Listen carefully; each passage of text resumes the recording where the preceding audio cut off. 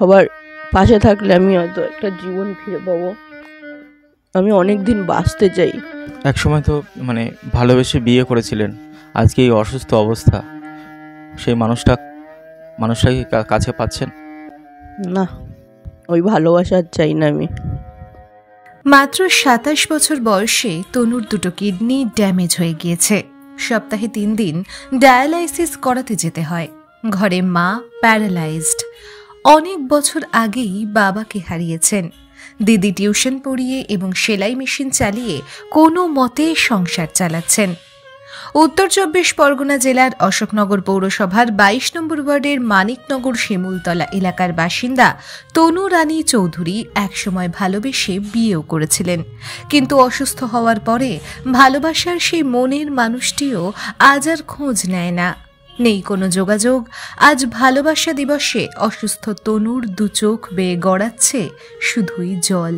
একসময় তো ভালোবেসে বিয়ে করেছিলেন, আজকে এই অসুস্থ অবস্থা, সেই মানুষটাকে কাছে পাচ্ছেন না।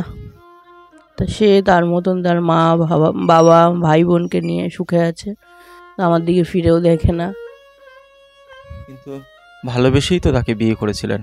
হ্যাঁ, ভালোবেসে সবাইকে ত্যাগ করেছিলাম, তার হাতটা ধরে গেছিলাম, কিন্তু সে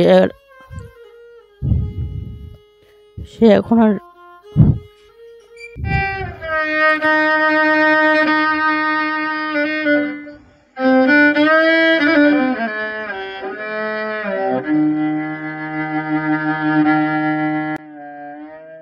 আমি অনেক দিন বাঁচতে চাই, যে বেঁচে আমার দিদি মার কাছে আমি থাকতে চাই, ওদের সাথেই থাকতে চাই।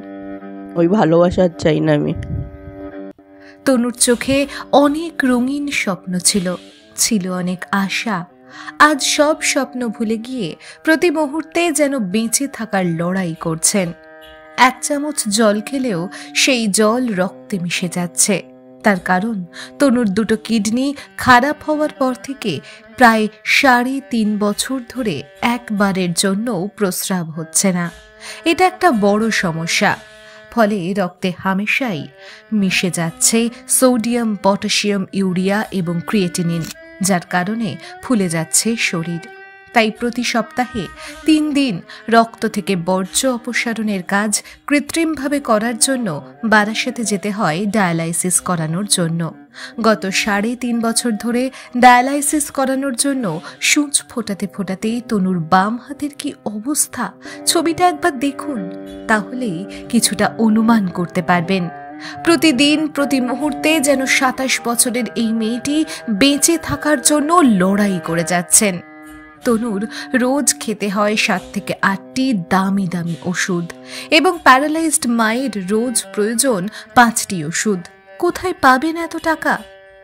তাও যেন সব দুশ্চিন্তা ভুলে গিয়ে মনের জোরকে সঙ্গী করে তনুর দিদি অনু চৌধুরী নীরবে অসুস্থ বোন আর প্যারালাইজড মায়ের পাশে দশভুজা মা দুর্গা রূপে ছায়ার মতন রয়েছেন। কখনো ছুটছেন টিউশন পড়াতে, আবার বাড়ি ফিরে রান্না সেরে সেলাইয়ের কাজ করছেন, আবার কখনো অসুস্থ বোনকে নিয়ে ছুটছেন ডায়ালাইসিস সেন্টারে। SSKM হসপিটালে ওর কিডনি ট্রান্সপ্লান্টের জন্য আবেদন করেছি। কিভাবে চলছে এই কঠিন সময়, কিভাবে পার করছেন, কি বলবেন? কষ্ট করে কাটাতে হচ্ছে দিন। সংসার কিভাবে চলছে? সংসার আমি সেলাই করি, বোন সেলাই করে, লক্ষ্মীর ভাণ্ডার পাই, মা বিধবা ভাতা পায়, আর টিউশন করি আমি, এভাবেই চলছে। একটু হাসি খুশি জীবন চাই। আমি চাই যে আপনি ভেঙে পড়লেই বোন মা দুজনেই ভেঙে পড়বে। হ্যাঁ, নিশ্চয়ই। তাই আমি চাই না যে যা হয়েছে হয়েছে, ভগবান মানুষের পরীক্ষা নেন, আবার মানুষকে পথও দেখান। তো আমি চাইবো যে বোনটার যদি ট্রান্সপ্লান্টটা হয়ে যায় তো একটা সুন্দর জীবন পাবে, আমাদের সুন্দর মা বোন আর আমি 3 জনে মিলে সুন্দর একটা সময় কাটাতে পারবো, এই আশা আমি রাখি সবসময়, মনে রাখি সবসময় যে একটা ভালো দিন আমাদের আসবে। আবেদন করেছেন কোথাও? হ্যাঁ, SSKM হসপিটালে ওর কিডনি ট্রান্সপ্লান্টের জন্য আবেদন করেছি। তো ওখান থেকে 2বার ডেকেও ছিল। একবার ওর HCV পজিটিভ ছিল বলে যেতে পারলাম না, আর গত বছর মা অসুস্থ ছিলেন বলে যাওয়া হয়নি। তো এই 25 সালের জানুয়ারি মাসে আবার পিজি থেকে ফোন করেছিলেন, ওনারা বলেছেন ডাকবেন। এবার কিডনি তো যখন মানে টাইম টেবিল নেই কোনো ডাকার, যখন পাবেন তখনই ওনারা ডাকবেন। তো এইবার আমরা যাব, যেতে চাই আর কি ও ট্রান্সপ্লান্টটা করাতে। কত টাকা খরচ আছে তাতে? ওটা করলে প্রায় মানে বছর দেড়েক বছর দেড়েক মিলিয়ে হচ্ছে প্রায় 15 থেকে 20 লাখ টাকা খরচ আছে। এত টাকা কোথায় পাবে? এত টাকা কোথায় পাবো, ওই জন্যই সবার কাছে আর্জি জানিয়েছি যে সবাই যদি একটু একটু করে আমাদের পাশে থাকে। বঙ্গবাণী চ্যানেলের মাধ্যমে কিছু বলবেন সকলের উদ্দেশ্যে? চ্যানেলের মাধ্যমে বলতে চাই যে চ্যানেলে যত সদস্য আছেন বা সমস্ত সাধারণ মানুষের কাছে আমি এটাই বলতে চাইবো যে সবাই একটু একটু করে আমার পাশে থাকুন। আমি যেন একটা সুস্থ জীবন দিতে পারি আমার বোনটাকে। ও যেন একটা সুন্দর ভবিষ্যৎ ওর জন্য অপেক্ষা করছে, ও যেন সেই ভবিষ্যৎটা ওর জীবনটা যেন ও অনুভব করতে পারে, ও যেন ওর জীবনটা ভালোভাবে কাটাতে পারে। সকলকে পাশে চাইছেন? সকলকে পাশে চাইছি। সকলের সাহায্য ছাড়া তো আমার পক্ষে সম্ভব না, কোনো মতেই সম্ভব না আমার পক্ষে। সবাইকে একবার ডাক এসেছিল কিন্তু তখনও টাকার জন্য। দুবার ডাক এসেছিল, একবার তো অসুস্থ ছিল বোন, হয়নি। আর একবার তো টাকার জন্য যেতে পারিনি, আর মা অসুস্থ, মাকে রেখেও যেতে পারিনি।